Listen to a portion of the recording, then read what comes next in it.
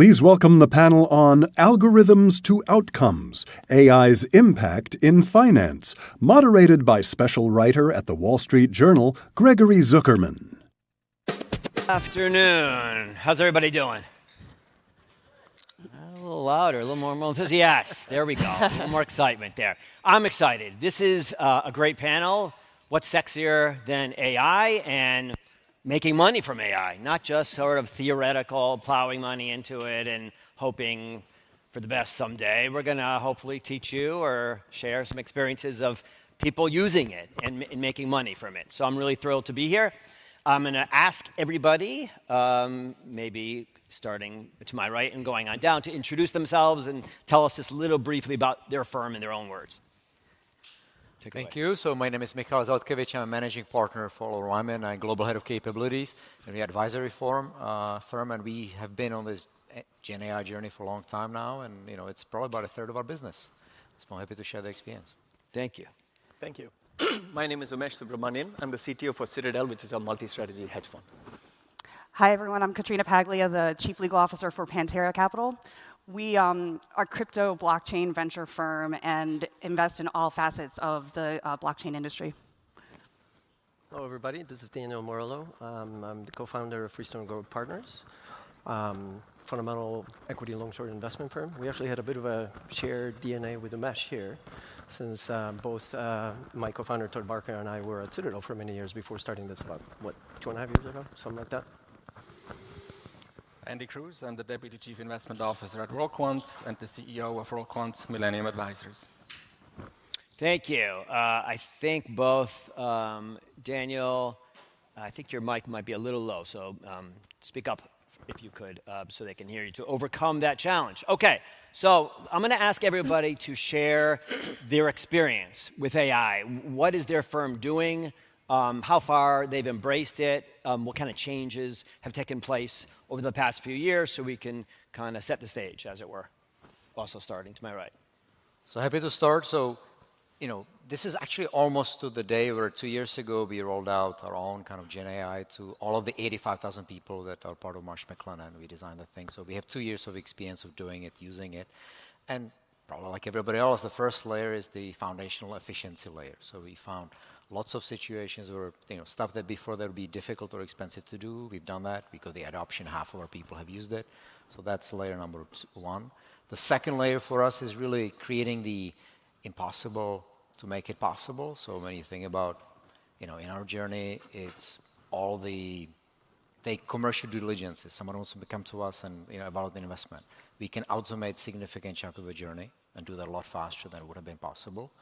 And so that's probably 20% just, right there. And the third thing to me is doing things that would have been impossible before.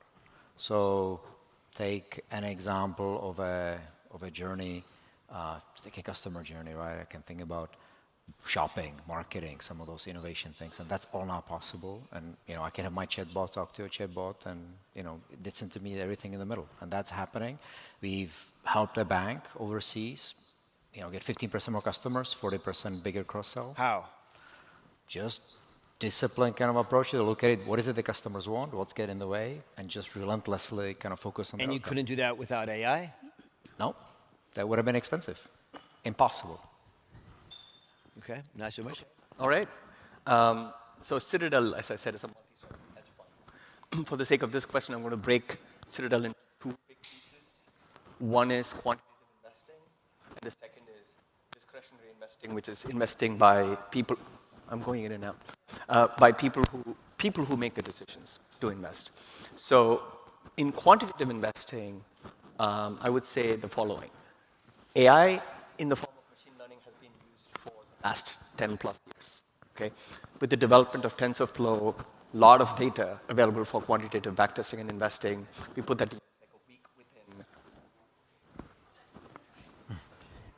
You can Is shout. that me? Oh, it might be actually me because I think I'm turning and that's changing it. No, that's okay. I think I'm good. I won't turn much. So on the quantitative side, machine learning, it's been in use since 10 years. Google came out with TensorFlow, and within like a week after that, we put that to use to make money. Now, the discretionary side is what's getting interesting right now because there's a lot of data, a lot of documents, a lot of processes that can be made much faster with AI. What we've done is accelerate the time in which people who are making decisions can get access to information to be able to then make a timely decision is where we are putting it most to use. I think it is a little bit underselling it. If we just call it productivity, it's productivity plus because it's going to take hours and hours in a person's day to be able to get with the right context to the information that they need to make an investment decision. With AI, it's that much faster.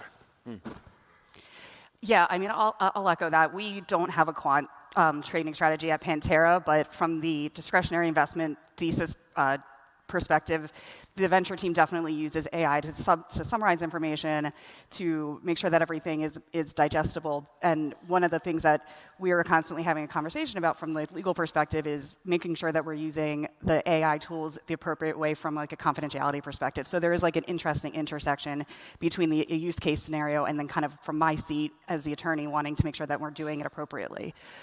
From my profession, actually, I think it's been extremely material in creating efficiencies from an interpretation perspective.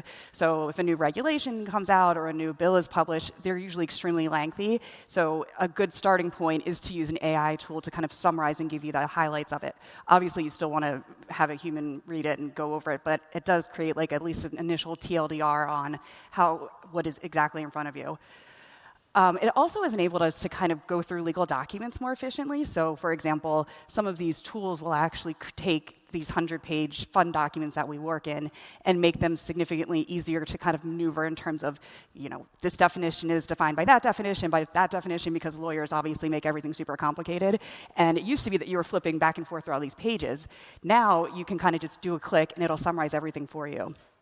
And then the other thing which is helpful is it actually you can kind of teach the model what terms you would want in a contract, and it can then receive the contract and it'll actually flag it for you and do the editing on your behalf. So it's been a pretty efficient, increase in efficiency for my profession. Excellent. Is this loud enough? You can hear in the back? Yeah, okay. I guess I won't repeat a bunch of what we might have said since we, like I said, come from a shared DNA. So a lot of work that's been going on for a long time on the quantitative side.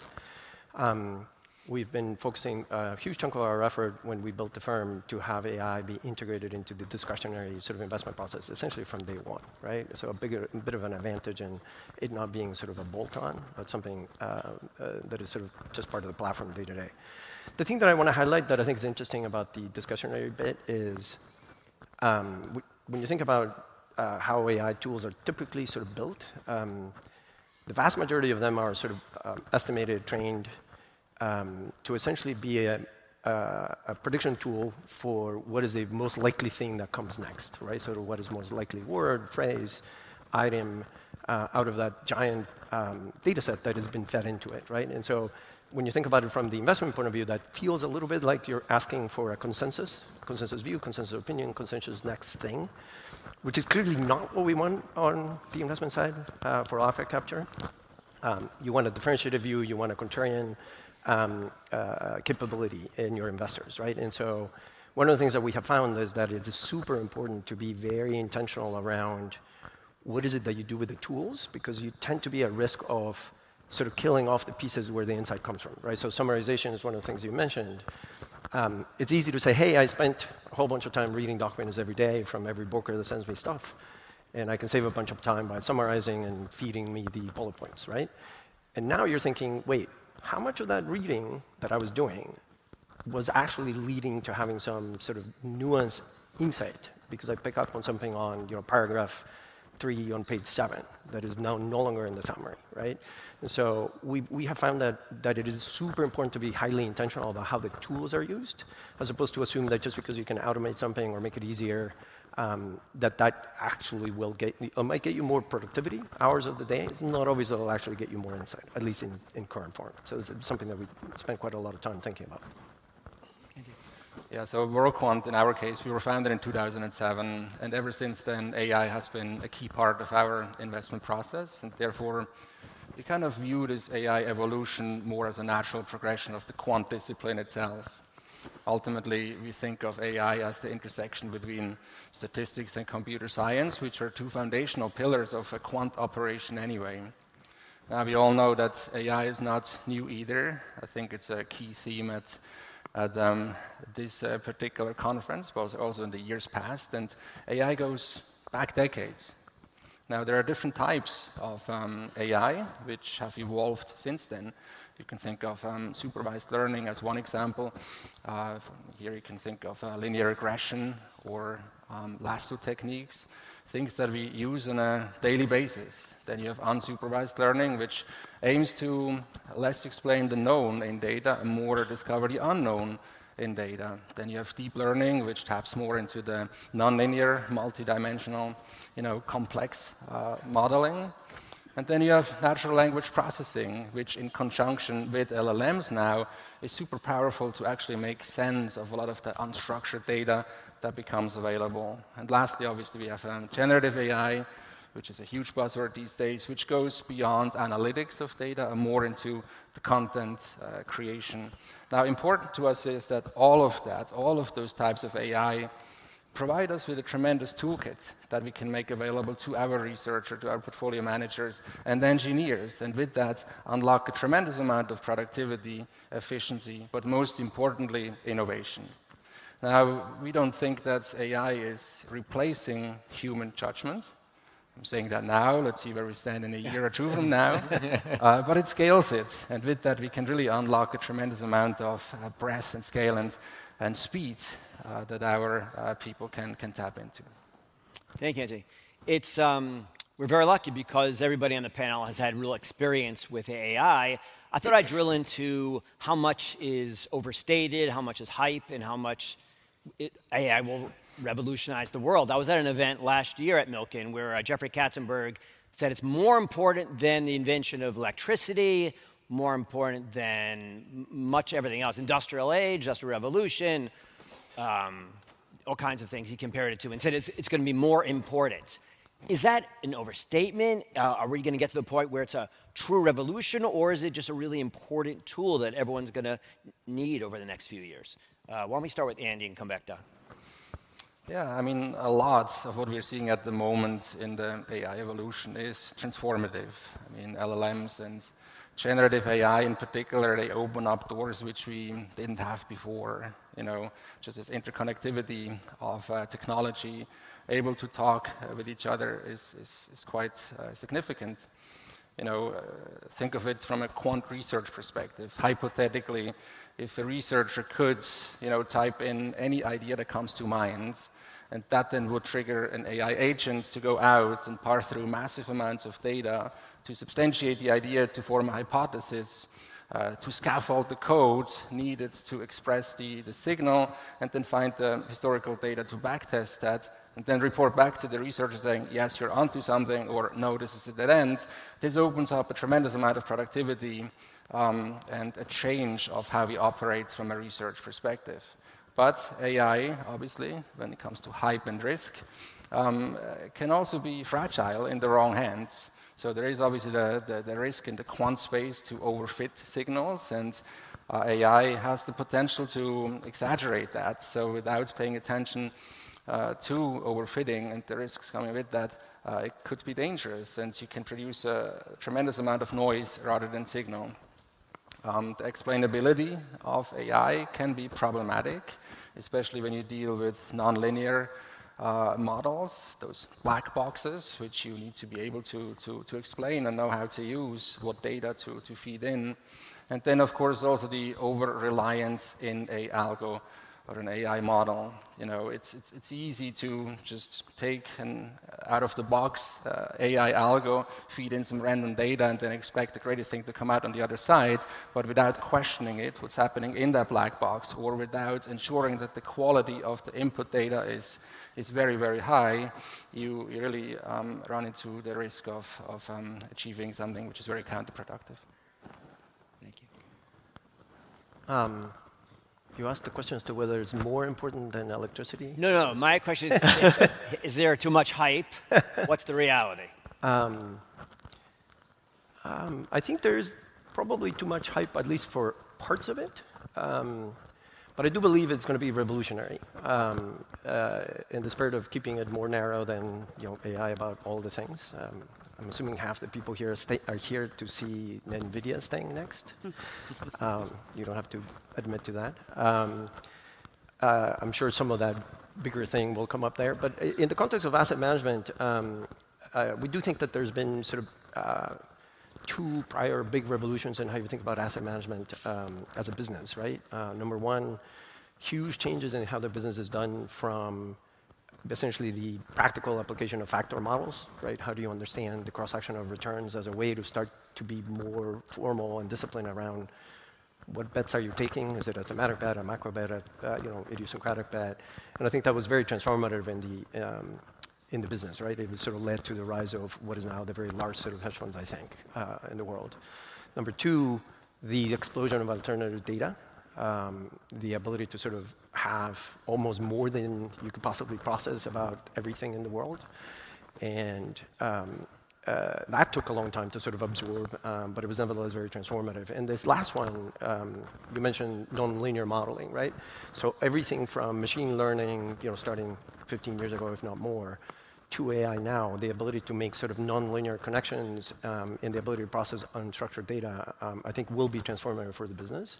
And I think it's the businesses that sort of did well on the first two steps, the platform, the data, the engineering, the people and the culture that is necessary to incorporate all of that new technology and actually transform the business, I think are the same sort of people who are likely to do well with this next phase, right? Because there's no magic here, right? Like the reality is you can't just say, oh, I have my AI tool, here's my data, go do stuff, right? It requires a huge amount of hand-holding, management, all the concerns about overfitting and where's the right usage.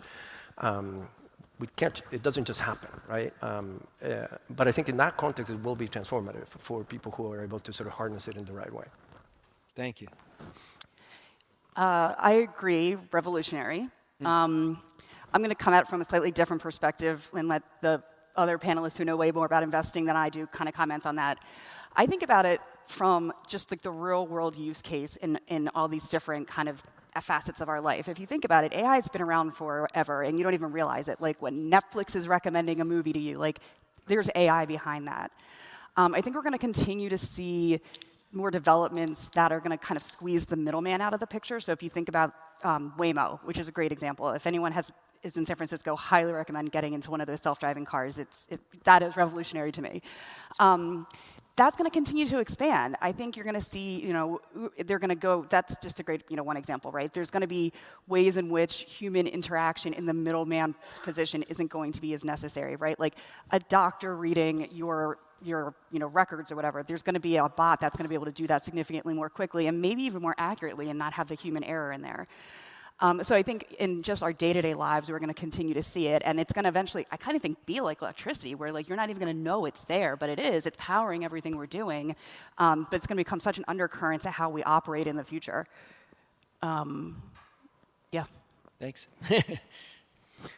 I have to agree with the panel. I think we're at a moment in time where we're going to look back and think about this point in history, and we're going to be like, wow, we went through that. I think there's something real here. There's something deep that's happening. I think, but as we went through, we can just take ourselves back to the 2000 era, like the dot-com boom. Right in the middle of 2000, I was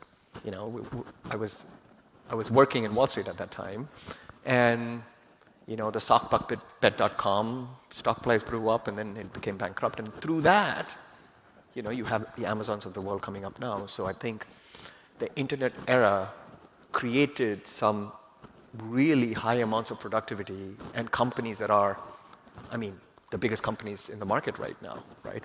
I'm not saying that may or may not happen in AI, but I am saying that there's something deep and fundamental happening for the society out of AI. Now let's take what it means for us in this panel, which is mostly about investing. There's a big amount of passive investing going on right now in the market. I don't comment on that because I'm on the active investing side, just like Dan is and Andy is. In the Citadel, basically, our culture drives towards hiring amazing, extraordinary talent who are inquisitive, super curious, do a lot of thoughtful work to understand how the market is working and how to place our bets. At the end of the day, that talent pool and that culture and the process that actually drives that approach is going to remain important, and I don't think that gets replaced or transformed by AI in any near future. Take it away. I would just probably agree that I think about it, we are probably at the base of the mountain, nowhere close to the summit of the mountain. So I agree it's overhyped, but I also agree, it will absolutely have a tremendous impact. So why do I say that? A lot of things that we just discussed, I put them in the, today AI is basically automation with better branding. It's not bad. We can pick up a lot of productivity. Productivity is important. But it also will be a feasibility kind of machine. So let me give you an example that I've seen with clients. Not in banking, but I think it's analogous to banking. Imagine you're a pharma company. One of the things you have to decide, how are you going to bet on R&D? So today, you pick a particular disease, you're going to hire the best professor, some kind of researcher that will tell you what are all the possible mechanisms that could affect how this disease happens. And you're going to place your bets in terms of drugs, discoveries, all of that. It used to be intensely manual, massively kind of expertise, barrier kind of in that. For a pharma company, you can build an AI tool that will do the disease mapping for them. So now they can a lot quicker. You can do it instead of having the person review all the primary research literature. You can do it, in a month, and you can place your bets. That is massively happening. There are a lot of analogies like this in banking that are hidden behind complicated deal structures, regulations, where that can now happen and be lowered. So I think the economics of finance is changing, the microeconomics. And coupled with the changing barriers, I don't yet know fully the possibilities, but that's where I think the truly exciting things will be. Thank you. So in some ways, or many ways, finance had a head start on every other industry when it comes to AI. Jim Simons and Renaissance, they were doing machine learning in the 1980s. And yet, we're not at the point, I'm not familiar with any firm that is all machine. It's all machine plus man, man plus machine. Why not? And then there's a question that came in that was a smart question that's kind of related, and maybe you can, everybody can address both these two parts of the same question. Most AI models, this is from the questioner, most AI models in finance look backwards. What frameworks are emerging that allow us to model forward-looking uncertainty in real time, and what are their limitations? In other words, is one of the challenges for us in finance the fact that the world's always changing. It's hard to model the future, so that inhibits what we can do with AI. Let me start. Unless you want anybody, it seems like you're eager to answer that. Oh, okay. Look, that's an interesting question. I think some of our quantitative businesses use the current data and backward-looking data to be able to project forward. So the question is horizon, right? How long does a trend continue, and how far do I have some level of conviction in what is going to happen, and can I use tools within a toolbox to be able to project that? So we've been statistical methods and machine learning and AI is a set of ways to project forward. So that remains applicable, I think. Now, on the discretionary side, right, I think several people have made the point that the human judgment becomes very important. The human judgment is going to be very levered, right? And looking forward and thinking about how regimes are shifting and points of inflection are happening in the world of investing is exceptionally critical to be able to make money as an alpha moneymaker, right? And those, I think, while I think there's going to be a lot of leverage in the system with AI as a tool in the toolbox, I don't think it changes what is making the decision. Anybody else want to tackle that one? Sure. Yeah, I can't help myself on the first part, which is the premise of the question, that the thing is backward-looking, is a little weird because everything is. Like we humans are sitting here. It's not like we have a crystal ball. We're still subject to our own past experience. Everything's backward-looking. So, yeah, I'm not sure that I get the question, but I do think it highlights an important consideration, right? Which is when we say that it's not forward-looking, there's something to be asked about. What do we mean by that exactly, right? Where's that insight come from, right? So if you're a human who is good at sort of thinking about what might happen next, what the scenario might be, what the macro conditions might be, I mean, what Trump might say tomorrow, right? It's not always that he knows. there's no magic there, right? There's some human processes that are associated with sort of making that subtle connection that might allow you to have a better hit rate than, at least an existing machine, right? And so I think the trick there is to ask the question, where does this insight come from, and what of that can I reproduce in training the machine, right? And I think part of the problem is we don't spend nearly enough time actually being sort of formal about really trying to analyze where that insight comes from, right? Like in the typical discretionary business, you hire, a portfolio manager, she goes and hires analysts, they have associates that get trained, and for most businesses, you just give them capital and they do stuff, right? It's kind of not clear how it all happens, right? Like somebody's good because the P&L is good, but you don't really understand where the insight comes from, how the process is repeatable, are they training their people or not? So one of the things that we spend a lot of time thinking about is exactly that. Can we get data about each of the steps that somebody takes in that investment process, right? So if you think about, building your financial model, going to a conference like this and, getting some sense of what people are talking about, having one-on-one meetings with management and trying to assess management quality. You go to a factory tour and you take notes about how the factory is working. There's all these steps, right? And I think you can be formal about assessing what are those steps. How do they connect? And are some people better at some steps than others? Can you train the next generation in being good at best practices, each of these things?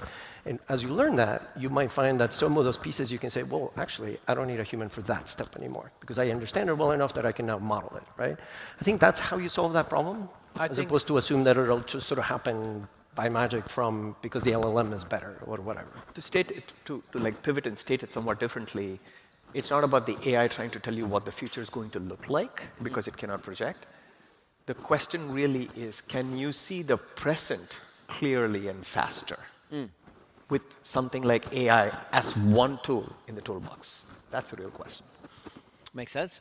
Okay, let's talk about the regulatory challenges, maybe even ethical challenges, and dealing with LPs, with investors. I have one question here. I like to intersperse some of these that I was going to ask something. How do you reconcile the black box nature of modern AI systems with regulatory demands for explainability, especially in areas like credit, trading, and portfolio risk? And how do you reconcile it with just LPs who kind of want to know what you're doing, and you can't really say, well, I don't know. How do you explain? Well, our models told us to buy or sell. Is that enough for LPs? Maybe today it is.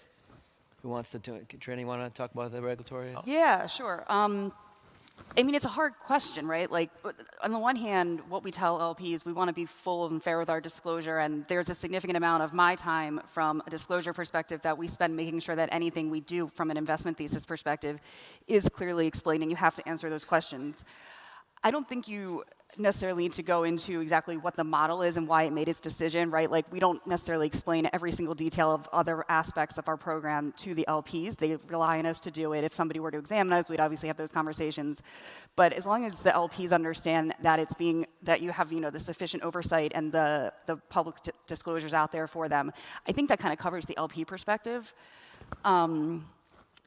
The regulatory questions, the confidentiality is more tense to me, right? Like, you have these public sources out there where people are putting potentially proprietary confidential information and nobody knows where it's going. Like, that's the black box to me that's more concerning. I want to make sure that my traders and the people at my firm are using the right tools when they're actually using the AI tools, but it's really hard to kind of police it, and I think there's a lot of work that needs to be done from a tech perspective to actually understand the AI tools that are being used at the asset manager's level, right? Like, if somebody goes and puts something on a computer or uses their own laptop, like, it's hard for me to know what exactly they're putting in there. So I kind of think we actually need to build a little bit of like scrubbers on top of these AI tools to really understand what is going into them, and then that also creates the record of what we did and like maybe why it produced an answer that wasn't the best answer in hindsight. And I think also from an administration perspective, we have this crypto and AI czar that President Trump has recently put in place. So I think we're going to see an increase in regulation and legislation around AI going forward. And I think that's going to drive a lot of how the asset managers are going to have to respond to it. So I think on that, we actually do a lot of work with the regulated banks in the space, and both, you can make it more efficient, you can make it effective. I would agree the regulation is a barrier, and it's something that hasn't caught up. But because they don't have a full understanding, or I think that's kind of true with any technology, right? When it's new, it takes a while for the government or regulation to catch up. And I also would say today we are all system operators, right? You now have a system, you have some autonomous agents, you got to control it. So you now have to design a system that controls it. I kind of like the point you make. We are designing factories de facto. We are used to kind of managing people a certain way. That's not enough, so now you have to create control systems on top of these things. That's doable. We have a partnership with a company called Corridor Platforms to do exactly this. Anytime I unleash these things, I can run 10,000 tests on any one of these things that will tell me how it's going to behave. It's system engineering discipline that I have to apply to a problem that used to be kind of artisanal before. So I think, it's done, we can do it, and we've seen it done well, and I think that's where probably the puck is heading. Look, there's a lot of development in AI that's happening that makes it less of a black box, right? So it basically attributes to you why it said what it said in the write-up. But if I take a step back on your question, you mentioned regulatory reporting and the like. I think if you break down our processes into two parts, there's clearly a big part that has to be precisely right, right?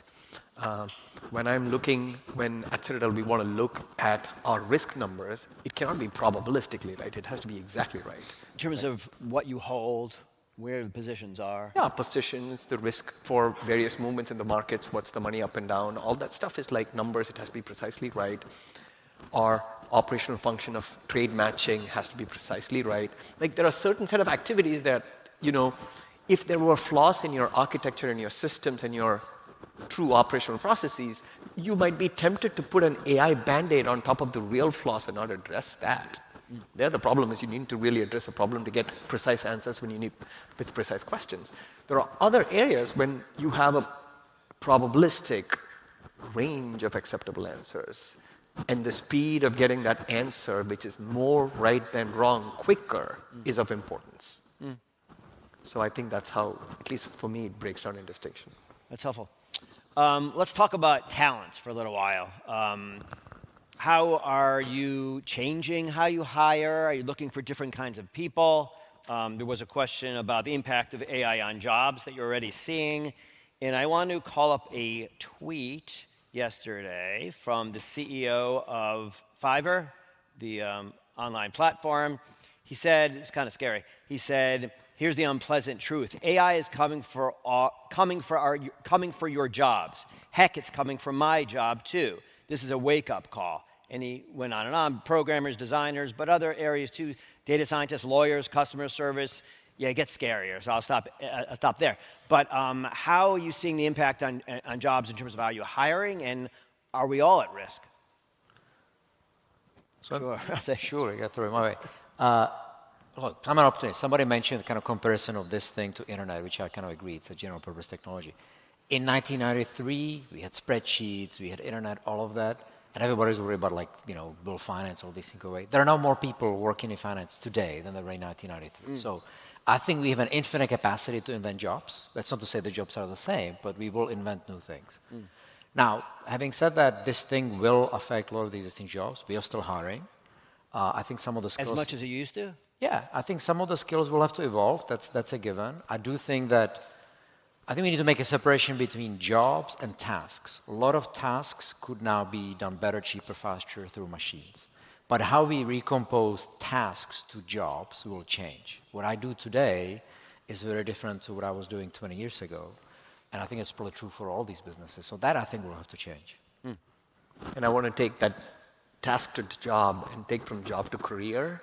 Right? When we employ people, we're giving them careers. We evaluate them for their true curiosity and their problem-solving ability. That doesn't change.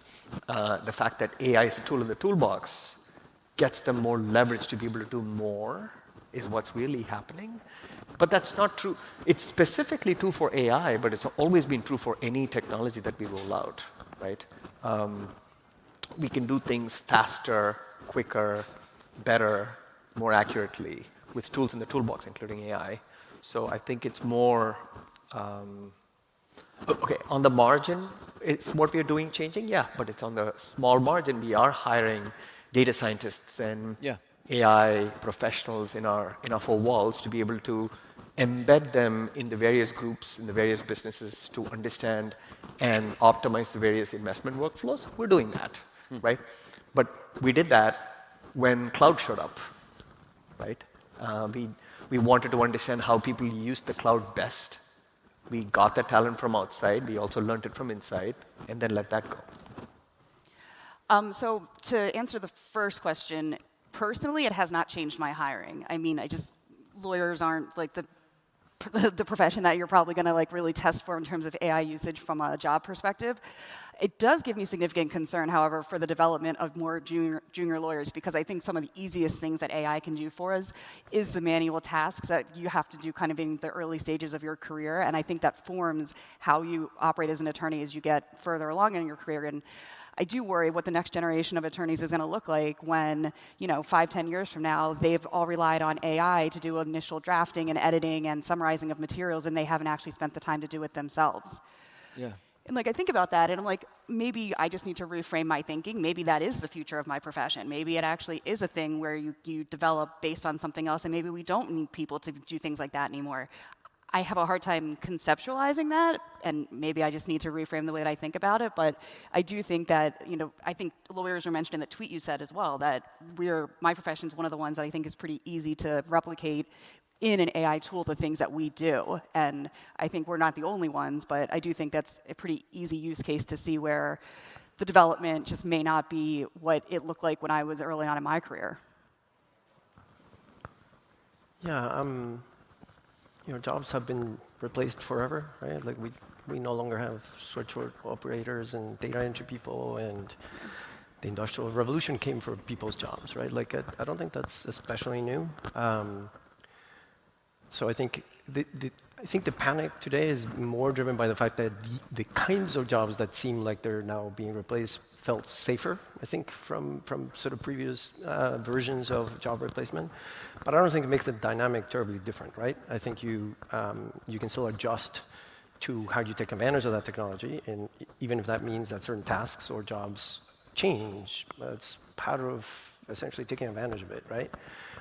I also think that there's sometimes too much of a black and white view around how to think about some of the effects. Like, for example, hey, young people might not have the opportunity to do the somewhat more rote task as part of learning.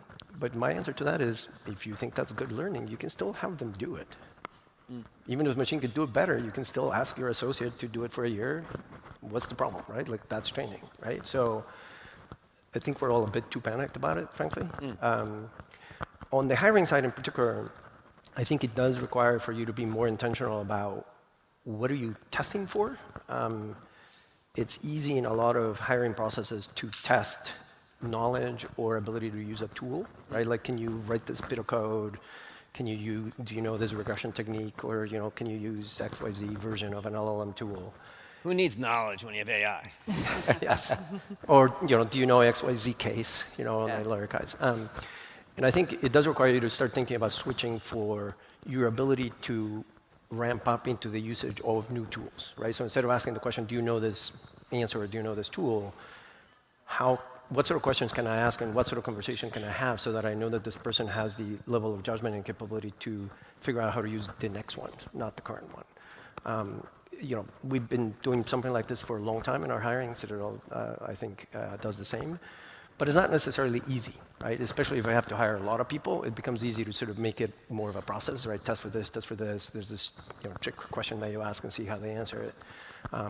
And so I think it does put more load on being intentional about what it is that you're looking for when you hire.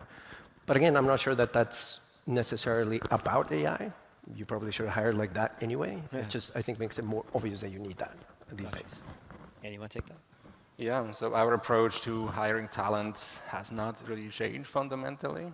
We don't view machines versus humans as a competition. We view it more as a partnership, and we continue to hire talent that knows how to make the best use of advanced technology. And with that, I think we can achieve a multiplier effect when it comes to the output that is possible. Now, Worldquant's approach to hiring talent is kind of one of the unique features of our organization anyway. We have at the moment about 28 offices in 17 countries. We always believe the talent is global. Opportunity is not, so we continue to hire where we see top universities and then get the best and brightest directly out of school, and we train them to become quants who can work with AI quite effectively. Now, the skill set that is required for that, of course, includes a strong academic background, but also a certain degree of adaptability and multidisciplinary views to really make the best use of those technologies that become available. So yeah, no change in our hiring efforts, and we do believe that humans will need to go alongside the machines for now, at least. Yay, humans.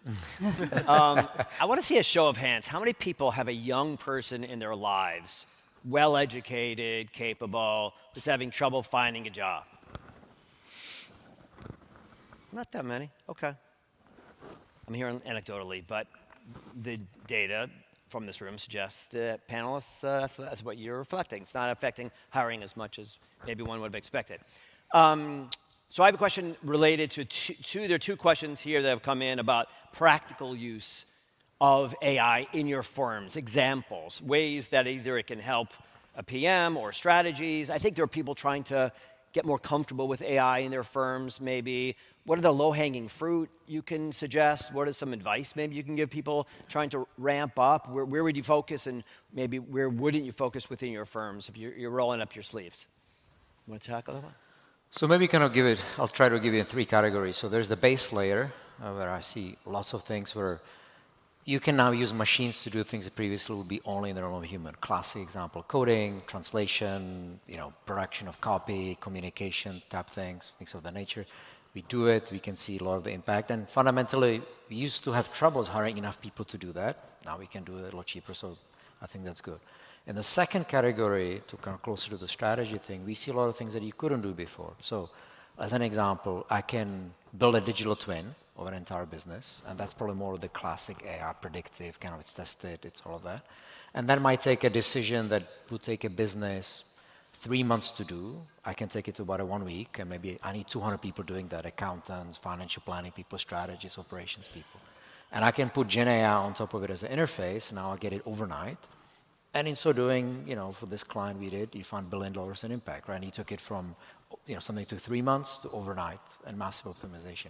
So there are things like this that are possible that literally you could not do before.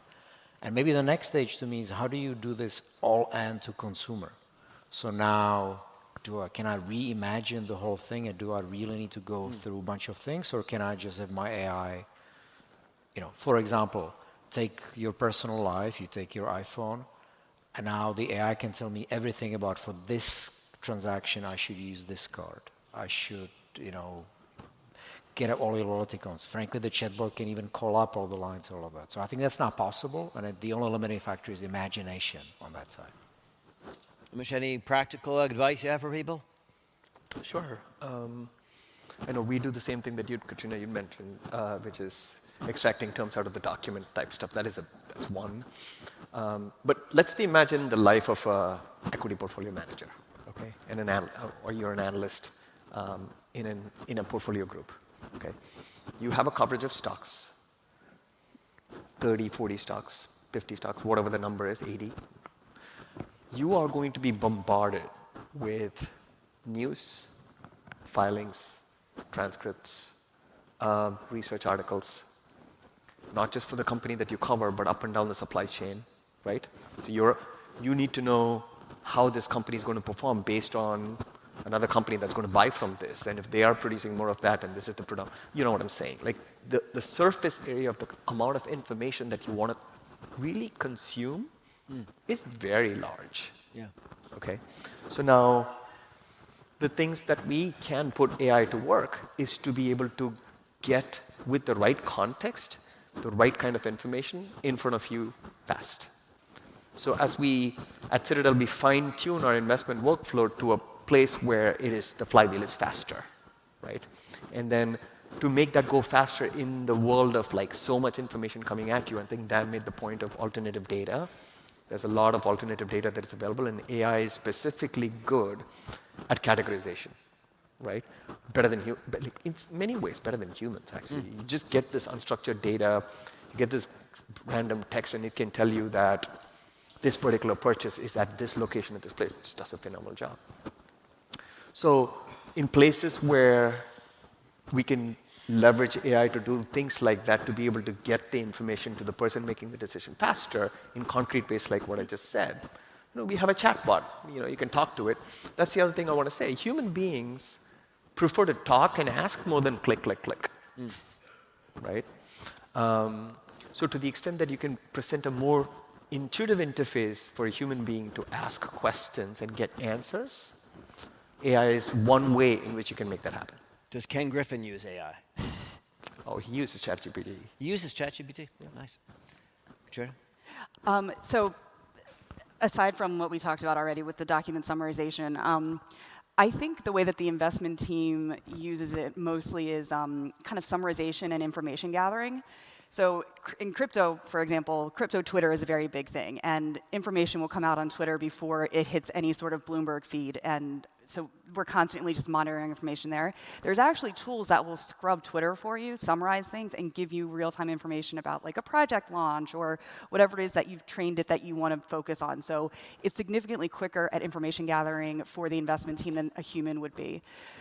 And for me, it's everything from document review, summarization, to even just production of documents. I could easily go into ChatGPT and say, I need an employment agreement. Here are the details, and something will come back to me. You do still need the human element in all of that, right? Because you obviously need to adjust things, and I've never had anything come back to me after a prompt that was perfect, and you always kind of go back and do your own thing. But I do think it kind of gives you a really great basis point to start at. I know some other use cases is drafting of emails and blogs. And again, it just kind of gives you something to start with where you're not actually drafting it from scratch yourself. And it could save you a significant amount of time just to have a baseline of something to go in and edit yourself. And it pulls all the information from different places. And it actually is, I found it really incredible in terms of saying, give a person's name and give me a summary of them. And they pull information from all over the internet in terms of, how they can actually describe it. So again, it's just such a time efficiency. Did you do that about us? Yes, I'll draft your bio afterwards. In the spirit of not repeating some of the similar things around, being able to process a larger set of information, things that automate. One of the things that I guess I would highlight, since you asked practical advice, right? I think it's important to spend a little bit of time thinking about how the team's culture that you're building sort of fits the use cases that you have for the tools that you have, right? We were having this conversation earlier at the prep room about note-taking. I take a lot of notes. A lot of people take notes. You don't actually have to take notes, right? I'm sure there are people here that are recording the meeting. It'll get transcribed, and somebody will get a summary of it, right? And that's great. There are many reasons why that's good, right? You want a database of your transcripts. You want to make sure that it's accessible, searchable, easily usable for people. There's also quite a lot of body of literature on the behavioral psychology that says that taking notes, exercising that fine motor skill while you're listening to something helps recall, it helps learning, and significantly improves people's ability to make linkages about the stuff that you heard, right? And so there's an interesting question, right? You could record every meeting, you could have it transcribed, you can have it in the database, huge advantage. You need to have sort of a cultural appreciation that you also need to teach your people to actually still pay attention in the meeting. Yeah, right? Danger, yeah. And there's a lot of things that have this flavor where it becomes easy to assume that because you can automate something, the rest will take care of itself, right? The way people use it, the culture they build around it, and it just sort of doesn't, right? So one of the, I guess, practical advice I would have is that you always want to allow yourself a bit of extra time to think about, okay, we've automated this, we deployed this tool, we have this chatbot that now has better answers. How are people using it? Is it the proper use? Is it the use you want as part of your culture? That sometimes you have to do a lot of work on. Actually, in many cases, far more than the actual tool itself. I want to double down on that point. I think that's a really important point that Dan just made. Is like really monitoring how people are using it. There's a line where if you are, transferring the judgment to the AI and tool and then not actually doing the job that you're supposed to do and creating the judgment where you are, you're susceptible to some intellectual laziness and complacency, and that is dangerous. Yeah, makes sense. And you want to add or no? Yeah, I mean, I don't want to repeat what has been said already. I think the low-hanging fruits definitely include things like code completion, debugging, which is very time-consuming, especially in a quant sense. At WorldQuant, 85% of our people code on a daily basis, so you can imagine what efficiency gains that brings. Research summarization, meeting notes and action items that can be derived is another example. But what excites us is probably what's beyond the low-hanging fruits and what can we do with AI as part of our research process, and especially when it comes to the data science aspects of our process. As quant, data is the fuel that goes into the engine. And I think, as we have heard before, unstructured data is becoming available all around us on a daily basis, being it images, text, video, imagery. And most of that is off limits almost for quants because it's so unstructured. Now this latest iteration of LLMs and generative AI changes that. So all of a sudden we have the ability to bring structure in unstructured data, and with that uncover new sources of alpha which we can put into our research process and then monetize on the other side. So things like that, plus the advances in LLMs and what LLMs can do to generate new signals almost independently is what excites us much more than the low-hanging fruit. Warren Buffett announced his retirement this past week. I'm curious if there could be somebody like that. And I'm going to invite people, this is your last chance to ask questions, by the way. Can there be someone today who opens up an annual report and flips through it and comes to a decision and invests longer term? It seems like everybody's sort of much more short-term oriented. Is there some alpha maybe in going the other direction, or is that just an impossibility to invest like Warren Buffett today? Anybody want to tackle that one? That seems like a dangerous one. Yes. How about going longer term? Is maybe one of the lessons that everybody's short. I mean, all the stuff we're talking about, it's about digesting, I think, to some extent, short-term information, what's happening today, maybe reacting to it pretty quickly. Is there some opportunity maybe for us all with alpha in the longer-term horizon, or not necessarily? Wow. Maybe I'll start a little bit. I actually do think that the long-term thinking and some of that will help, because I think we talk about automation, we talk about increasing speed. But in some ways, that's going to get competed away. There is no sustainable advantage in either one of those, so you just have to make sure you don't fall behind. Yes. So then you come back, think about how do you create, what's a company if not a system of taking people to generate some output. And I think now you got to throw machines in the middle of that kind of factory design, and like some of the points you said. And I think we need to figure that out. And I do think that building those capabilities, I think they do compound. I don't think you're going to win by being necessarily the fastest. Not in finance, maybe other industries, in tech. But in finance, it's going to be more, are you focusing on the right outputs? And are you designing the entire company system, culture, not just the hard but soft, in a way that's compatible and driving to the outcomes that you want? And I think that's actually hard for finance, because you bring in almost manufacturing logic to financial services. The service industry is not used to it. So it's, but I think whoever figures that out, you can probably have a lot of advantage in that. So I don't know if I have an answer to your question, but I have maybe a thought exercise, if you will, right? So if you really, I'm just going to take your question as AI is the investor. Right? So for a system to be able to make investments, and we do that in our quantitative business, you need to be able to go back and backtest and make sure that things are with reasonable confidence. What you see is what you're going to see. I think Andy made the point on backtesting versus overfitting. There's all these risks. So whether AI can do that and then train itself to do that and then predict going forward, I don't know. There's a risk there. There's the obvious risk. But let's turn it around and basically say that there is such a business, and there's such a large part of active investing somehow becomes the world that you're potentially describing, right? If that were to exist, everybody would know what it would do. So what then is alpha, is the question. Wow. Right? So if you think about it that way, there's always somebody trying to develop an algorithm to do something. The question is that long-lasting? And if it becomes more prevalent and aware, where does the alpha truly live? And are the people that are going to be at the frontier going to out-innovate that? So that's where human beings come back in my opinion. Nice. Anybody want to weigh in, or I can ask another question?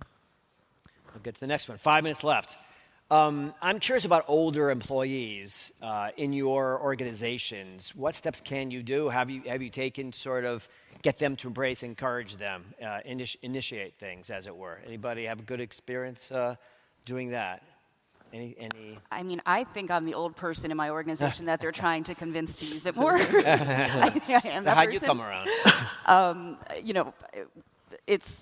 I have struggled with like what my use cases are and have gotten increasingly more comfortable with it, but I definitely have gone to the more junior folks in the team and just like, tell me how you're using this stuff. Like, I don't understand it. And one, I need to understand it from an oversight perspective, but also it has made my job significantly easier and more efficient for the reasons that we've been discussing for the last hour.